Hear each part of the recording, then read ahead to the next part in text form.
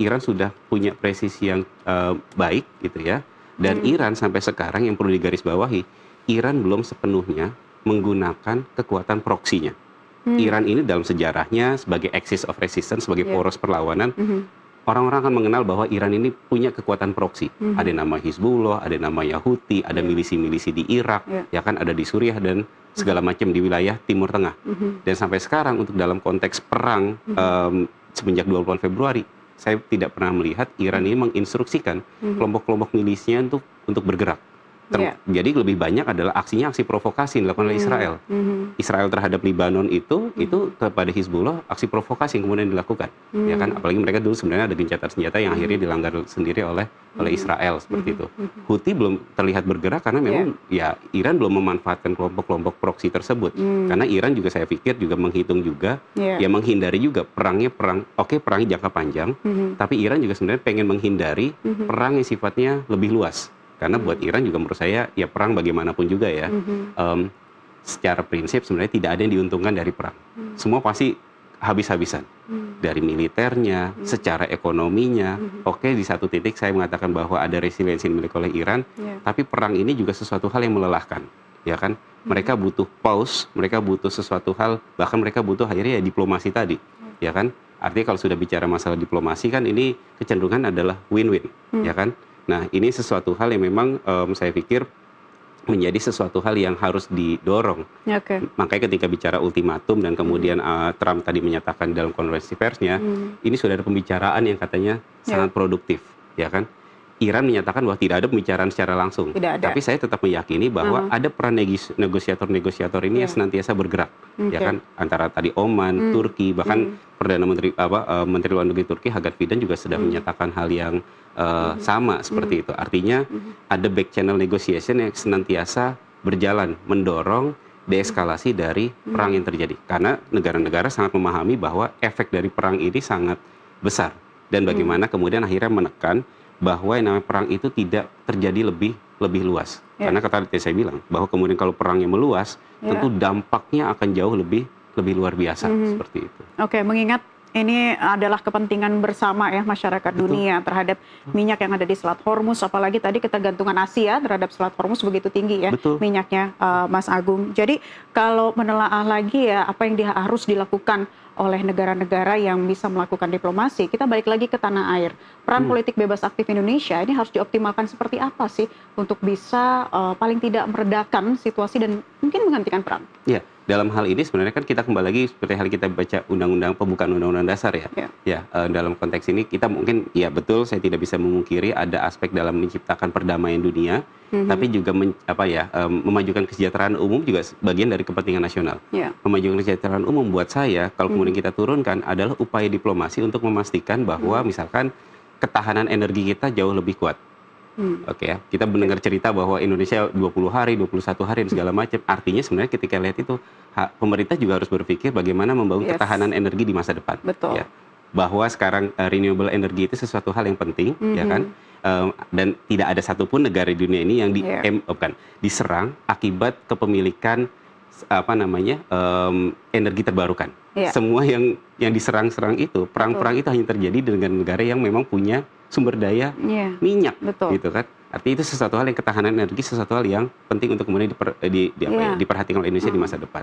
Balik lagi kepada poin bebas aktif, kita bisa melihat bahwa dalam beberapa waktu terakhir, bagaimana Iran itu pertama Hormuz, ceritanya kan Hormuz ditutup, tapi setelah cerita Hormuz ditutup, Iran hanya membuka untuk ke beberapa negara, ya kan, kepada Turki, Cina, India, kalau nggak salah demikian. Lalu sekarang ceritanya berubah lagi menjadi Iran hanya menutup untuk negara-negara untuk Amerika Serikat dan Israel seperti itu. Nah, ruang-ruang untuk memastikan kesejahteraan umum ini bisa berjalan itu sebenarnya kan jadi satu poin utama bagaimana kita bisa melobi Iran dalam memastikan bahwa kalian berperang, tapi saya jangan sampai kena dampaknya. Itu satu. Yang kedua, kita juga melihat bahwa dalam konteks ini menciptakan perdamaian dunia. Indonesia itu kan hadir sebagai sebuah negara yang ternyata kita sudah memikirkan tentang bagaimana tata dunia yang adil, gitu ya, Mbak. Nah, dalam hal ini sebenarnya ruang-ruang diplomasi harus kemudian didorong. Intensi Pak Prabowo waktu itu untuk kemudian menjadi mediator sebenarnya kan satu niat baik, tapi sebenarnya Indonesia harus melihat juga bahwa kapasitas diplomasi. Kita tidak bisa bergerak sendiri. Ketika tadi saya menyebutkan bahwa ada 4 negara yang bermain, siapa saja? Yang tadi saya sebutkan, ada Turki, ada Oman, ada Pakistan, ada Mesir, yang berusaha untuk memediasi antara Amerika Serikat dengan Iran. 4 negara ini kan menyadari bahwa power mereka itu tidak sebesar Amerika Serikat. Ya, mereka menyadari hal itu. Gitu. Mereka maju, misalnya saya ambil contoh, Mesir maju sendiri terhadap Amerika Serikat. Ya, Amerika Serikat tidak akan menganggap itu. Tapi ketika 4 negara ini kemudian punya posisi yang sama, punya intensi yang sama, menjadi komediator segala macam, itu menjadi sesuatu hal yang penting sebenarnya dilakukan untuk berusaha untuk menurunkan dari tensi konfliknya atau perangnya, ya kan? Dan ruang-ruang itu sebenarnya bisa dilakukan oleh Indonesia. Nah, juga yang tidak kalah pentingnya sebenarnya dalam situasi hari ini adalah tetap menggunakan dan percaya terhadap multilateralisme. Di saat memang Amerika Serikat tidak percaya dalam multilateralisme. Ya kan, maksud saya dalam poin ini adalah event utamanya tetap ada di Iran versus Israel. Tapi kita tidak harus memungkiri, Mbak, misalnya dalam contoh sederhana, Israel itu tetap melakukan serangan terhadap Lebanon. Dan itu sekarang dalam data menunjukkan bahwa sudah 1 juta orang displaced. Orang gara-gara serangan Israel terhadap wilayah Lebanon Selatan, itu orang sudah pindah semua. Migrasi, Artinya ada bencana kemanusiaan juga akibat dari konflik yang terjadi, perang yang terjadi antara Amerika Serikat, Israel versus Iran. Dalam poin ini, saya ingin mengatakan bahwa perang ini jangan kemudian akhirnya menjadi image laundering-nya Israel. Israel selalu membawa bahwa kita harus menyerang Iran karena Iran adalah negara yang punya senjata nuklir, adalah ancaman bersama kita. Tapi sebenarnya ancaman juga kemudian lahir dari keberadaan Israel. Bagaimana kemudian mereka punya daya tidak tersentuh dari hukum internasional, norma internasional.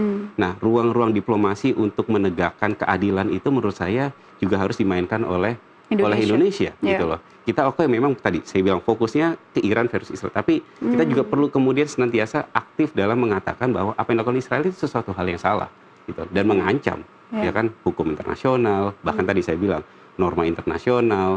Artinya perjuangan untuk menegakkan keadilan itu juga sesuatu hal yang harus diperjuangkan. Apalagi Indonesia kan punya peran aktif di berbagai macam forum-forum internasional. Speak up-nya harus lebih kuat, action-nya harus lebih mantap. Saya pikir itu jadi sesuatu hal yang penting untuk kemudian diperhatikan oleh meskipun ruang diplomasi itu tidak terjadi dengan mudah begitu ya, karena kan ada berbagai prosesnya juga ya untuk membentuk ruang diplomasi, sehingga tadi 4 negara yang Anda sebutkan itu saja mungkin sudah sejak dari lama mereka kemudian berkomunikasi dan bersatu untuk kemudian bisa mengambil peran penting dalam perang panjang ini. Nah, berarti Indonesia ini harus seperti apa dulu nih, menguatkan di ASEAN-nya, Asia, atau bagaimana langsung saja ke ruang diplomasi tersebut? Saya pikir untuk dalam konteks ASEAN itu memang ruang terdekat Indonesia yang harus diamankan, ya kan? Itu sesuatu hal yang sifatnya menurut saya niscaya lah, ya kan? Itu sesuatu niscaya. Tapi dalam konteks ketika bicara masalah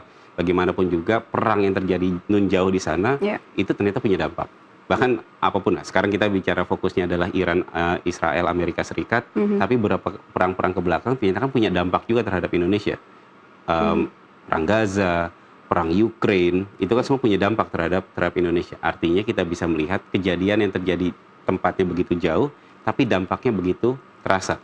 Artinya sebenarnya yang saya ingin katakan adalah aktif untuk politik bebas aktif ini tetap menjadi sesuatu hal yang sangat relevan untuk menjawab tantangan dunia hari ini seperti itu. Ya, tetap melihat bahwa peranan Indonesia ini dalam konteks dunia internasional menjadi sesuatu hal yang penting untuk kemudian dilakukan. Dan ini tidak bisa dilakukan oleh Indonesia sendirian. Ya, jadi kita tidak bisa bermain sendiri.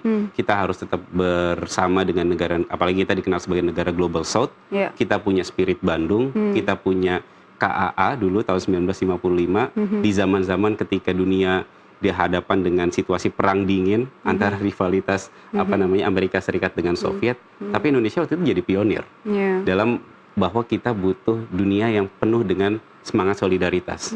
Nah, semangat solidaritas ini kan bukan semangat sendiri ya. Solidaritas itu adalah setia kawan, ya kan, bergandeng tangan. Ini sesuatu hal beda dengan logika Barat ya. Logika Barat ini kan kecenderungan adalah zero sum game, menang dan kalah, hitam putih, gitu ya. Tapi ketika bicara masalah konteks solidaritas, dia berbicara sesuatu hal yang kita maju bersama, ya, kita punya tujuan bersama, dan ini sesuatu hal yang memang mewujudkan tata dunia yang jauh lebih adil. Nah, ide-ide ini yang kemudian memang harusnya genuinely hadir dari Indonesia untuk menciptakan dunia yang jauh lebih baik sih, Oke.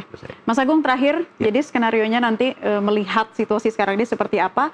Redam, akan ada gencatan senjata, damai, atau perang terbuka? Ya, saya melihat dalam intensi yang kemudian dilakukan oleh Amerika Serikat, khususnya dalam konteks Amerika Serikat ya, ada keinginan Amerika Serikat untuk berhenti sejenak. Ya, karena tadi ya, dinamika perangnya ternyata memang sangat dinamis gitu ya. Tapi masalahnya adalah ketika berbicara tentang hal ini, Amerika Serikat akan berhadapan juga dengan domain Israel. Dan Israel itu ada kecenderungan tadi kita analisis bersama bahwa Israel pengen perangnya terus berlanjut. Ya, keinginan Netanyahu, keinginannya ya pengen punya legitimasi yang jauh lebih besar. Logika ekspansionisnya masih sangat tinggi. Melihat Iran sebagai axis of resistance, sebagai ganjalan utama buat perluasan pengaruh Israel di kawasan, itu sangat tinggi seperti itu.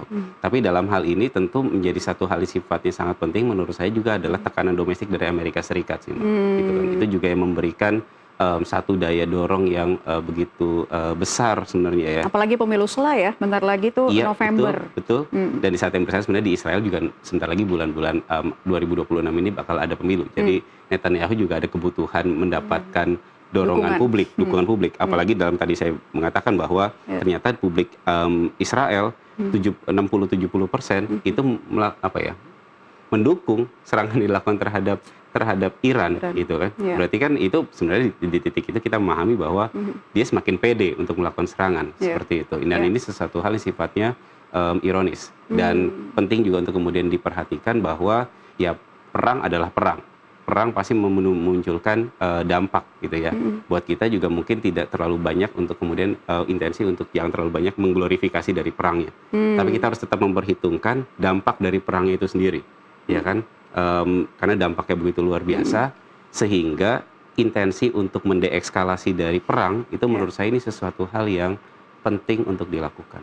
Oke, ya setidaknya untuk saat ini saja kita bisa menghela nafas ya, karena ada serangan yang ditunda begitu, harga minyak juga turun. Tapi nanti ke depannya apa pekerjaan rumah dari Indonesia ini memang harus perlu dioptimalkan kembali, baik di dalam negeri maupun juga koordinasi dengan negara-negara luar. Terima kasih Mas Agung Nurwijoyo, analis Timur Tengah Departemen Hubungan Internasional Universitas Indonesia, sudah bergabung di NTV Prime kali ini. Dan pemirsa tetaplah bersama kami, NTV Prime akan kami hadirkan kembali usai jeda.